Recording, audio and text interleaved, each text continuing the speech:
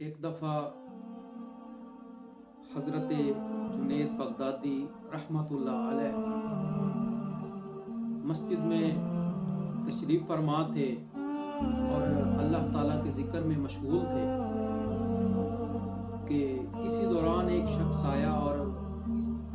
वो हज़रत जुनैद बगदादी रहमतुल्लाह अलैह से कहने लगा कि हज़रत जी, आपका इल्म सिर्फ शहर पर ही असर करता है और आपका वाज जो है वो सिर्फ शहर पर ही है। तो हज़रत जुनैद बगदादी रहमतुल्लाह अलैह उनसे फरमाने लगे, कहने लगे उससे कि मियाँ आखिर क्या बात है, तुम इस तरह की बातें कर रहे हो। तो उस शख्स ने कहा कि मैंने देखा है कि जंगल में कुछ लोग हैं जो बिला नागा शराब पीते हैं और वो रोजाना वहाँ उसी जगह पर जंगल में बैठकर महफिल जमाते हैं और बिला नागा शराब पीते हैं। आप उन पर भी करम नवाजी करें और उनसे वो शराब की आदत छुड़ाएं, उनको भी अल्लाह की राह में लेकर आएं और सीधी राह पर चलने वाला बनाएं। तो हज़रत जुनैद बगदादी रहमतुल्लाह अलैह ने यह जब सुना तो वो उठ खड़े हुए और अपनी चादर उठाई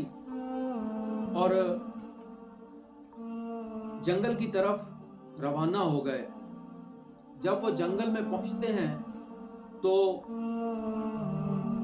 वो लोग जो शराब पीते थे, जो रोजाना वहां पे महफिल जमाते थे, वो हजरत जुनैद बगदादी रहमतुल्लाह अलैह को देखकर भागने लगे। तो हजरत जुनैद बगदादी रहमतुल्लाह अलैह ने उनको आवाज दी कि भागो नहीं, मैं भी तुम्हारा साथी हूं, मैं भी तुम्हारे साथ पीने के लिए आया हूं और तुम मेरे साथ बैठकर नहीं पियोगे क्या। तो वो लोग खड़े हो गए और देखने लगे कि एक इबादत गुजार शख्स और एक अल्लाह वाला हमसे ये बात कर रहा है, तो शायद ये बात सच होगी। हजरत जुनैद बगदादी रहमतुल्लाह अलैह उनसे कहने लगे कि शहर में तो मैं पी नहीं सकता, अभी जंगल में आया हूं, मैंने सुना है कि तुम यहाँ बैठकर रोजाना शराब पीते हो, तो अगर तुम्हारे पास है तो मुझे भी दे दो और मैं भी तुम्हारे साथ बैठकर पीना चाहता हूँ। जब उन्होंने ये बात सुनी तो वो हजरत जुनैद बगदादी रहमतुल्लाह अलैह से कहने लगे कि हजरत जी, हमारे पास तो जितनी शराब थी हमने पी ली है और वो सारी ख़त्म हो गई है। अगर आप कहते हैं तो हम बाजार से और मंगवा लेते हैं और साथ बैठकर पिएंगे। तो हज़रत जुनैद बगदादी रहमतुल्लाह अलैह फरमाने लगे कि मैं तुम्हें एक ऐसा अमल ना बताऊं कि शराब खुद ब खुद तुम्हारे पास आ जाया करे और तुम उसे पी लिया करो। तो एक शराबी को इससे ज्यादा और क्या खुशी होगी कि शराब खुद उसके पास आए और वो उसे पिए। वो कहने लगे कि आप हमें वो जल्दी से अमल बताएं, हम भी वो अमल करना चाहते हैं कि वो ऐसा कौन सा अमल है कि शराब हमारे पास चलकर खुद आए और हम उसे पिए। तो हजरत जुनैद बगदादी रहमतुल्लाह अलैह ने कहा कि जिस तरह मैं कहूँगा तुम्हें उसी तरह करना होगा और जिस तरह मैं करूँगा उसी तरह तुम्हें करना होगा। मैं तुम्हें वो अमल सिखाऊंगा और कभी भी शराब तुमसे दूर नहीं होगी। तो हजरत जुनैद बगदादी रहमतुल्लाह अलैह ने जब उनसे ये बात कही तो वो इस चीज पर आमादा हो गए कि ठीक है, हम आपकी बात मानेंगे, जिस तरह आप कहेंगे हम करेंगे। اور جس طرح آپ کو کرتے ہوئے دیکھیں گے اسی طرح کریں گے۔ تو حضرت جنید بغدادی رحمت اللہ علیہ نے کہا کہ جاؤ پہلے غسل کرو، اپنے آپ کو صاف کرو، پھر میرے پاس آؤ، میں تمہارا یہی انتظار کر رہا ہوں۔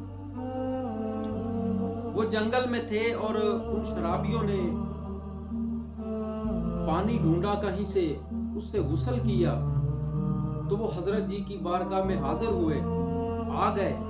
اور کہنے لگے کہ حضرت جی ہم نے غسل کر لیا ہے آپ کے کہنے کے مطابق، اور ہم ابھی پاک ہیں